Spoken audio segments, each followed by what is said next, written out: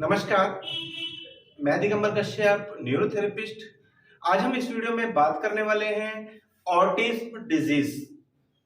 क्या होती है ऑटिज्म डिजीज और अगर ये हो जाती है तो हमें क्या लक्षण नजर आते हैं, इसके होने के क्या कारण होते हैं। आज इस वीडियो में हम इसी विषय में चर्चा करने वाले हैं। ऑटिज्म दोस्तों जब भी होती है ये बीमारी बच्चों में होती है, ऐसा देखा जाता है।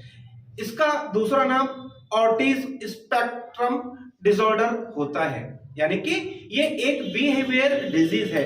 बच्चों में एकदम चेंजेस नजर आते हैं, उनका जो व्यवहार है, उनका जो बिहेवियर है उसमें एकदम बदलाव होने लग जाता है। उनकी लाइफस्टाइल और बच्चों की तरह नहीं होती, या कहें कि वे बाकी बच्चों की तरह नॉर्मल नहीं होते।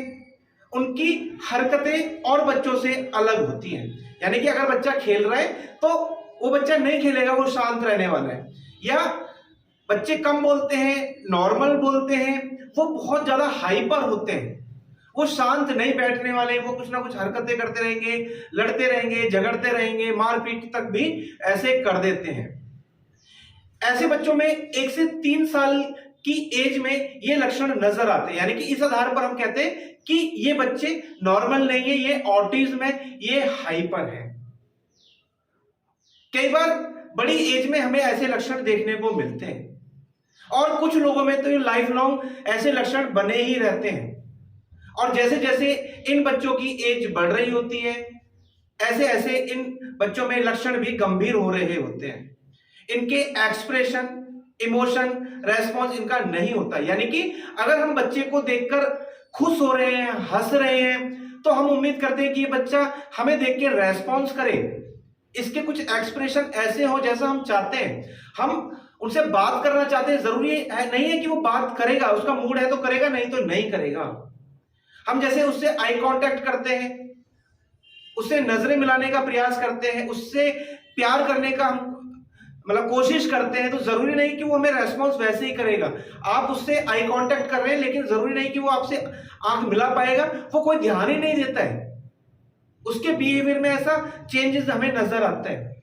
अगर हम उसे बुलाना चाहते हैं, हम उसे कहीं ले जाना चाहते हैं, हम उससे कुछ कहना चाहते हैं, हम उससे बात करना चाहते हैं, तो वो कई बार रेस्पॉन्स भी नहीं करता है, यानी कि वो जो उसके मन में होता है वो वही कार्य करता है।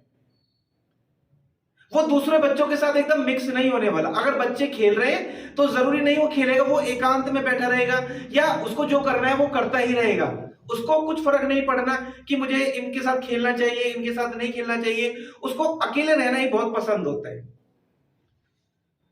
जहां अकेलापन उसको मिलेगा वो बड़ा खुश रहेगा, जहां उसको भीड़ भाड़ मिलेगी उसे बड़ा इरिटेशन जैसा होता है। वो अकेले में अपने को सेफ समझता है, वो अपने को एक कोने में ले जाकर बैठ लेगा, अकेला खेलता रहेगा।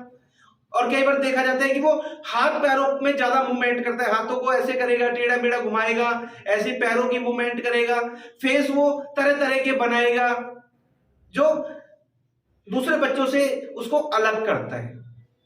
अगर हम उससे बातें कर रहे हैं तो वो बातों को बार बार रिपीट करता रहेगा, एक बार बोला वो 2 बार 3 4 बार उस बात को बोलता रहेगा। ऐसे बच्चों का मानसिक विकास वो बहुत स्लो हो रहा होता है, यानी कि कहें कि वो लेट हो रहा होता है, और बच्चों की अपेक्षा उसमें कॉन्फिडेंस की बहुत ज्यादा कमी होती है। इनमें स्पीच की भी प्रॉब्लम होती है। अब बातें कर रहे हैं, उनकी आवाज क्लियर नहीं होगी, कई बार बच्चा बोलता है तो समझ में नहीं आता कि ये क्या वर्ड बोल गया, और बहुत बच्चे तो बहुत देर से बोलते हैं, बहुत सारे बच्चे लेट बोलते हैं। फेस को टेढ़ा मेढ़ा करना, दूसरे व्यक्ति की नकल उतारना, दूसरों को देखकर हंसते रहना, चलेगा तो ऐसा लगेगा गिर जाएगा, पैर उठा के चलेगा, लेटेगा तो अजीब तरीके से लेटेगा। यानी कि अगर हम कहें ये जो डिजीज है ऑटिज्म, ये बिहेवियर, कम्युनिकेशन में चेंज का होना ही ऑटिज्म है। ऐसे बच्चे एबनॉर्मल होते हैं ऐसा कहा जाता है, और ऐसे बच्चे दूसरे एक कॉमन स्कूल में नहीं पढ़ते। ऐसे बच्चों के लिए अलग स्कूल होते हैं, इनकी काउंसलिंग कराई जाती है, इनका बड़ा ध्यान रखना पड़ता है, क्योंकि ये कब मर्जी किससे लड़ जाए। कई बार पता चलता है घर में भाई बहन है उनसे लड़ते रहते हैं, पेरेंट्स हैं उनसे लड़ते रहते हैं, सामान को उठा के फेंक देते हैं, गुस्सा बहुत ज्यादा आता है, बहुत ज्यादा हाइपर रहते हैं। पेरेंट्स डॉक्टर के पास जाते हैं, उनके बहुत सारे टेस्ट कराए जाते हैं और पता चलता है कि आपका बच्चा ऑटिज्म है। ऐसे पेरेंट्स बच्चों को कभी अकेला नहीं छोड़ते, उनको डर रहता है कि अकेले में पता नहीं क्या कर ले, क्योंकि वो बहुत ज्यादा मतलब हाइपर होते हैं, लड़ने मरने को तैयार रहते हैं। अपने को नुकसान हो जाए उनको भी कोई ऐसा फर्क नहीं पड़ रहा होता, दूसरे को नुकसान हो जाए उससे भी उनको कोई चिंता नहीं है। तो ऐसी होती है ऑटिज्म डिजीज। अगर आपको पता चला कि आपके बच्चे को ऑटिज्म है या आपके किसी रिलेटिव को, आपके परिचित को ऑटिज्म है, तो अगर ये लक्षण आपको नजर आते हैं तो आप उसको उचित ट्रीटमेंट कराएं, समय रहते उसका ट्रीटमेंट कराएं, ज्यादा लेट ना करें, नहीं तो कई बार उसका साइड इफेक्ट भी हो सकते हैं। न्यूरोथेरेपी एक ऐसी चिकित्सा पद्धति है जिसमें ऐसे बच्चों को काफी हद तक ठीक किया जा सकता है। बहुत सारे बच्चे हमारे पास ट्रीटमेंट के लिए आ रहे हैं, पहले भी आए हैं, और जिन्होंने भी न्यूरोथेरेपी ट्रीटमेंट लिया, ट्रीटमेंट कुछ दिन रेगुलर लिया, कुछ दिन लंबे समय तक लेना पड़ सकता है, लेकिन धीरे धीरे धीरे धीरे उसकी जो एबनॉर्मल हरकतें हैं, उसमें जो बिहेवियर है वो धीरे धीरे चेंज होने लग जाता है।